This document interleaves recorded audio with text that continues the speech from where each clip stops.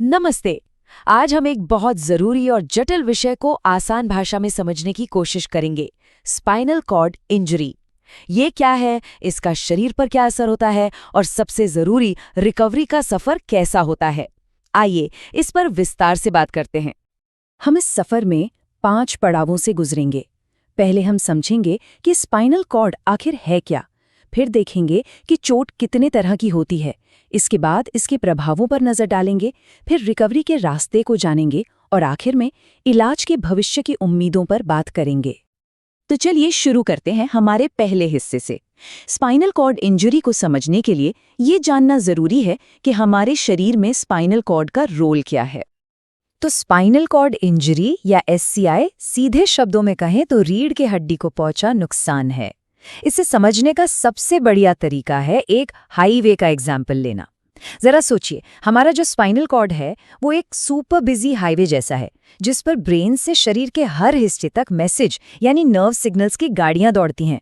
जब इस हाईवे पर कोई एक्सीडेंट होता है तो ट्रैफिक रुक जाता है और यही वजह है कि मैसेजेस अपनी मंजिल तक नहीं पहुंच पाते। अच्छा, अब सवाल ये उठता है कि ये हाईवे डैमेज कैसे होता है। ज्यादातर लोगों के दिमाग में आता है कोई बड़ा एक्सीडेंट, जैसे सड़क हादसा या ऊंचाई से गिरना। और हाँ, ये वजहें जिन्हें हम ट्रॉमेटिक कॉज कहते हैं काफी आम हैं। लेकिन ये जानना भी बहुत जरूरी है कि चोट हमेशा अचानक नहीं लगती। कभी-कभी ट्यूमर, इन्फेक्शन या कुछ बीमारियों की वजह से भी ये हाईवे धीरे धीरे खराब हो सकता है। अब आते हैं हमारे दूसरे हिस्से पर। देखिए, हर चोट एक जैसी नहीं होती। ये समझना बहुत जरूरी है कि हाईवे पर रुकावट कितनी बड़ी है, क्योंकि रिकवरी की पूरी कहानी इसी पर टिकी होती है। इसी हाईवे वाले एग्जाम्पल से हम 2 मेन तरह की चोटों को समझ सकते हैं। एक होती है कंप्लीट SCI। इसका मतलब है हाईवे पूरी तरह से ब्लॉक हो गया है, ट्रैफिक जैम, कोई भी सिग्नल, कोई भी मैसेज ब्रेन से आगे जा ही नहीं सकता। और दूसरी तरफ है इनकम्प्लीट SCI। इसे ऐसे समझिए कि हाईवे की कुछ लेन्स अभी भी खुली हैं, जिससे कुछ ट्रैफिक निकल पा रहा है। यही वजह है कि शरीर के कुछ हिस्सों में थोड़ी बहुत हरकत या सेंसेशन बची रहती है, और यही रिकवरी के लिए एक बड़ी उम्मीद भी होती है। अब हम तीसरे और शायद सबसे जरूरी हिस्से पर आते हैं, शरीर की नई सच्चाई। जब ब्रेन और बॉडी का ये कम्युनिकेशन नेटवर्क टूट जाता है तो असल में होता क्या है, इसके परिणाम क्या होते हैं। ये समझना बहुत जरूरी है कि चोट स्पाइनल कॉर्ड पर लगी कहाँ है। लोकेशन ही सब कुछ तय करती है। जैसे अगर चोट गर्दन के पास यानी सर्वाइकल एरिया में है तो इसका असर हाथों, धड़ और पैरों सब पर पड़ सकता है।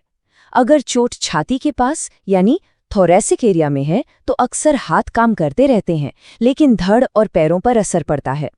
और अगर चोट पीठ के निचले हिस्से में है तो इसका असर मुख्य रूप से पैरों और ब्लैडर बाउल कंट्रोल पर होता है।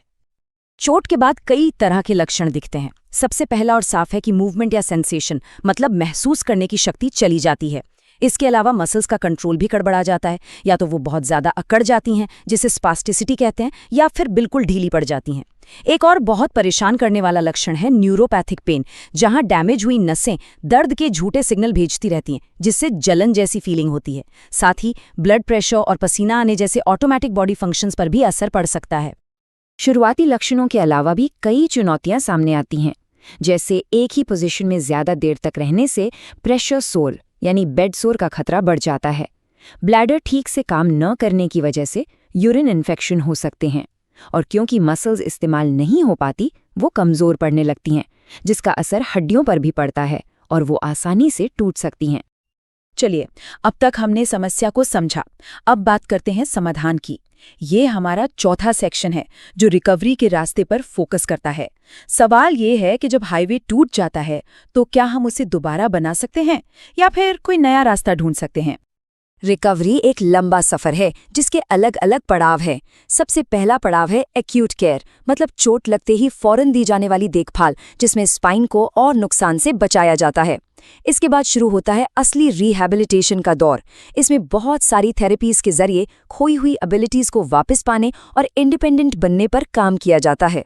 और ये कहानी यहीं खत्म नहीं होती, लगातार मेहनत से सालों तक धीरे धीरे सुधार देखने को मिल सकता है।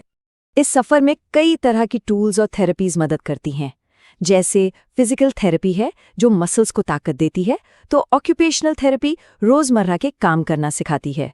स्टैंडिंग फ्रेम और ऑर्थोसिस जैसे सपोर्टिंग डिवाइसेस शरीर को सहारा देते हैं, जबकि इलेक्ट्रिकल स्टिमुलेशन जैसी टेक्नोलॉजी सोई हुई नसों को फिर से जगाने में मदद कर सकती है। यहाँ एक बहुत ज़रूरी बात याद रखने वाली है। ज़्यादातर न्यूरोलॉजिकल रिकवरी चोट लगने के पहले 6 से 12 महीनों में होती है।